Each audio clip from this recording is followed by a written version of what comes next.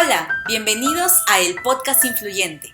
En el episodio anterior analizamos la historia de Jesús a través del método historiográfico, encontrando incluso evidencias no cristianas de su vida y muerte.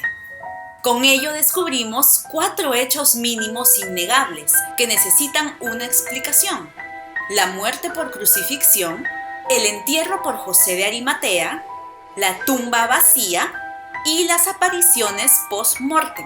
Pero también mencionamos 4 teorías alternativas que los ateos utilizan para negar la resurrección. Y en este episodio te enseñaremos a refutarlas. Descubre más de Jesucristo, el hombre que vivió, parte 2.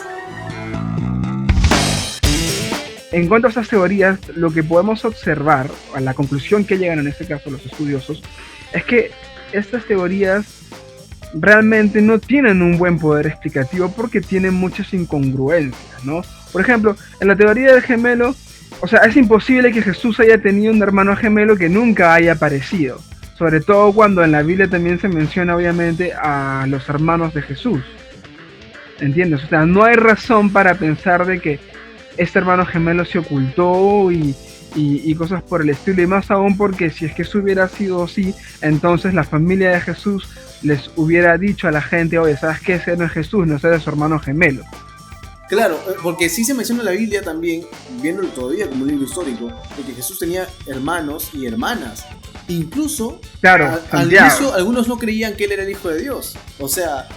Claro, le decían que se vaya a hacer sus cosas por otro lado, en realidad, ¿no?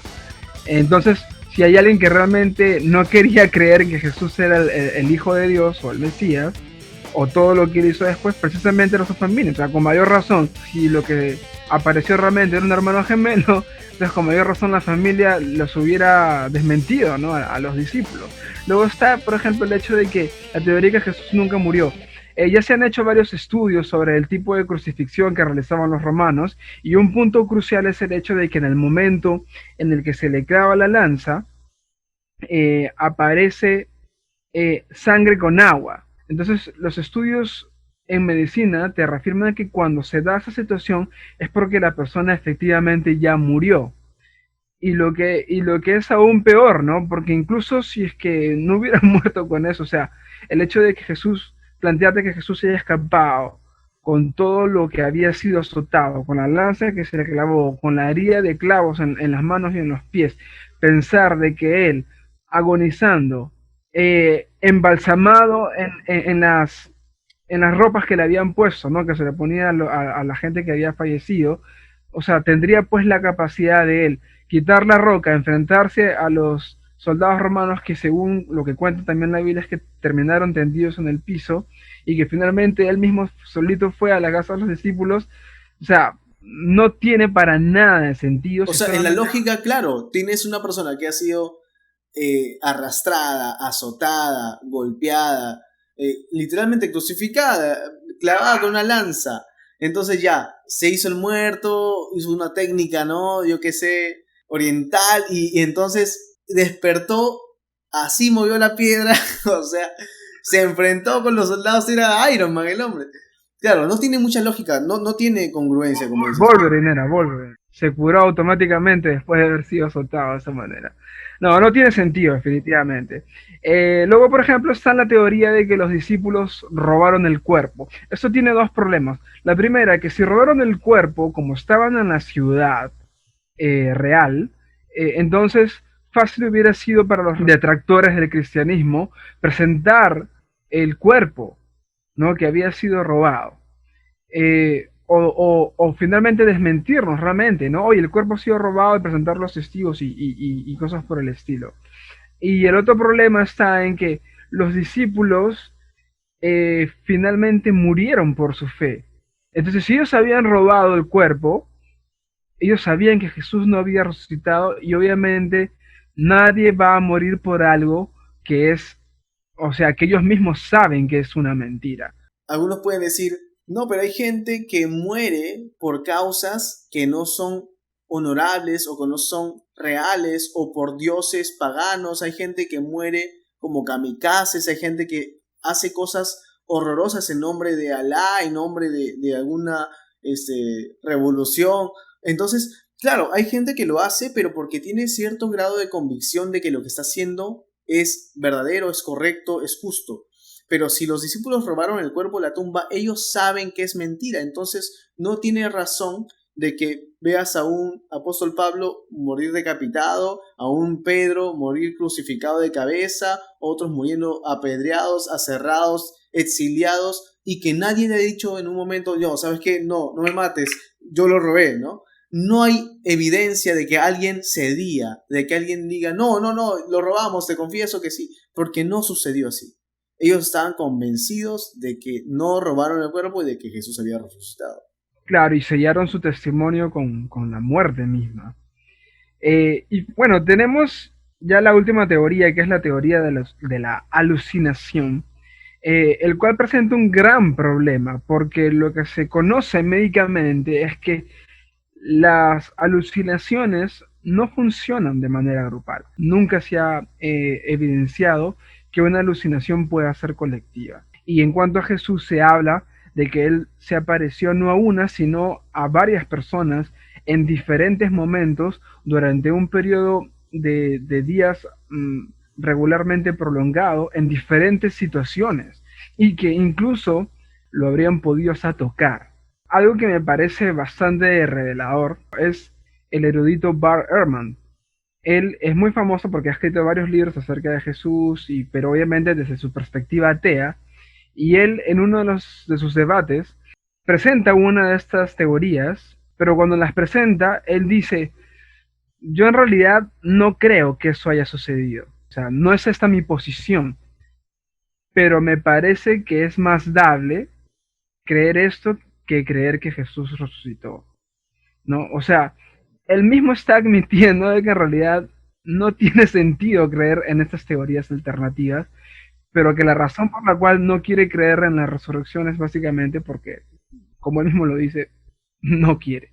Tal Y vez ya te está, encuentres ¿no? con personas que no quieren creer, no porque no estén entendiendo los argumentos que tú les planteas, sino porque no están dispuestos a hacerlo.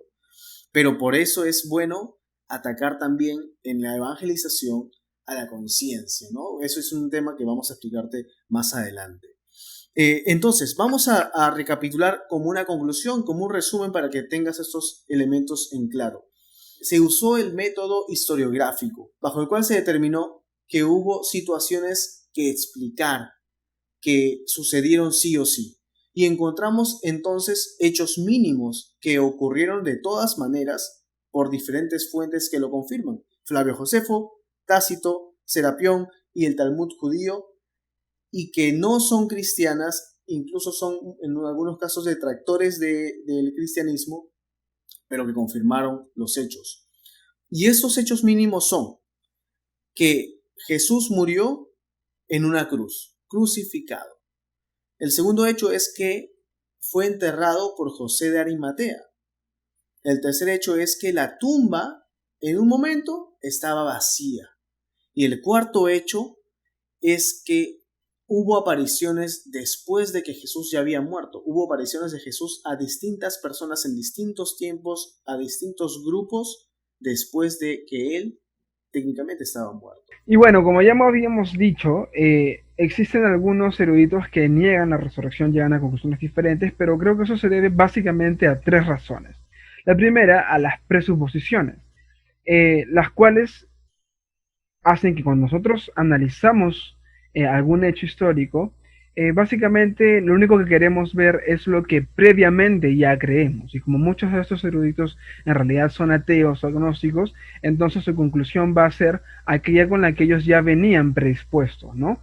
Y por eso tratan de buscar algo alternativo. Su forma de estudiarlo es, vamos a comprobar qué cosa pasó, porque es imposible que haya resucitado. La otra, por ejemplo, está en la influencia de un filósofo del siglo XVIII que se llamaba David Hume, el cual planteaba que un milagro como tal, por ser un hecho extraordinario, no puede ser estudiado como un hecho histórico, lo cual en este caso viene a ser también un problema porque para analizar un hecho como la resurrección solamente es necesario creer que Dios existe, y si Dios existe entonces los milagros son posibles, Y si los milagros son posibles, son hechos que se pueden trazar en un momento en la historia. Más allá, obviamente, de que sean hechos extraordinarios o no, son cosas que finalmente sí se pueden verificar, como lo hemos hecho según la evidencia que deriva de ellos, ¿no? Como lo hemos hecho con la resurrección. Y la última son las implicaciones morales, porque si Jesús efectivamente resucitó, eso quiere decir de que Dios existe y se ha revelado en la persona de Jesucristo, y que todo lo que Jesús dijo por consiguiente también es real, eh, que es necesario tener fe en Él para nuestra salvación, y que eso va a implicar un cambio de vida, ¿no? Pero luego tenemos que añadir también algunos versículos que te vamos a mencionar que pueden ayudarte a encajar el Evangelio de una manera contundente. Por ejemplo, puedes utilizar Juan capítulo 11, versículos 25 y 26, que dice: Entonces Jesús dijo: Yo soy la resurrección y la vida. El que cree en mí vivirá, aunque muera. Y todo el que vive y cree en mí no morirá jamás. Entonces, Jesús ahí mismo se está declarando como alguien sobrenatural y está declarando que a través de la fe en Él podemos tener una vida eterna. Otro segundo versículo es 1 de Pedro, capítulo 1, versículo 3. Alabado sea Dios, Padre de nuestro Señor Jesucristo, por su gran misericordia. Nos ha hecho nacer de nuevo mediante la resurrección de Jesucristo, para que tengamos una esperanza viva. El tercer versículo es Juan capítulo 10, versículo 18, que dice, y es el más poderoso, ¿verdad, Axel? Jesús dijo: Nadie puede quitarme la vida, sino que yo la entrego voluntariamente en sacrificio, pues tengo la autoridad para entregarla cuando quiera y también para volverla a tomar. Esto es lo que ordenó mi Padre. Jesús nos muestra la esencia de su poder, de Él como Dios, como Hijo de Dios. Y Él nos dice, no es que nosotros matamos a Jesús y humanamente le quitamos la vida, sino que Él, siendo Hijo de Dios, Él se entregó por nosotros. Él dio su vida, porque Él tiene la autoridad para darla y quitarla. Y eso es lo que ha hecho. Dio su vida y después la volvió a tomar. Y por eso resucitó. Pero este último versículo que quiero analizar contigo tiene una implicancia histórica muy interesante. Axel, ¿cuál es? Es el de 1 Corintios 15, del 3 al 8, que es en el que Pablo explica cuál es el evangelio que predicamos, ¿no? En este caso es muy importante desde el punto de vista histórico, porque lo que se ha encontrado, por ejemplo, de este versículo, es de que este versículo tiene un ritmo. El tipo de ritmo que se solía usar en aquellas épocas cuando se quería transmitir una enseñanza que debía ser memorizada tal cual, ¿no? De generación en generación. Entonces, este segmento, esta porción de 1 Corintios, debe haberse escrito aproximadamente unos 6 años después de la muerte de Jesús. Los testimonios más favorables dicen que debe haber sido escrito unos 2 años después de la muerte de Jesús. Entonces, ¿por qué esto es tan importante? Porque una de las cosas que más se suele decir es que los discípulos habrían inventado la idea de que Jesús habría resucitado, de que Jesús tenía cosas divinas o cosas por el estilo, ¿no? De hecho, una de las cosas que probablemente van a ver mayormente en internet es decir que todo eso se inventó en el concilio de Nicea, ¿no? De unos 300 años después. Pero lo que vemos aquí es que si solamente ha pasado 2 años o 6 años, entonces es imposible que esto haya podido ser una invención posterior, porque no hay el tiempo suficiente, según los historiadores, para que la historia original haya podido ser distorsionada. Algunos dicen que para que eso pueda suceder en estos tiempos se necesitaría aproximadamente que pasen unas 2 generaciones. Y por el tiempo de 2 a 6 años, o sea, no tendríamos ni siquiera una generación en realidad. Por lo cual, esto le da mucho más fuerza a que efectivamente estos hechos habrían sucedido como tal, ¿no? Y por ende la resurrección también sería real. Claro, la carta a los Corintios fue escrita en un contexto y en un momento muy cercano a la muerte y resurrección de Jesús. De manera que no da tiempo, como dices tú, Axel, a generar historias irreales, mitos, leyendas acerca del hecho, porque la gente todavía vive, la gente que lo vio y la gente que lo conoció. Entonces es por eso que este versículo es tan trascendental e históricamente poderoso. Debemos recordar que este es un punto central.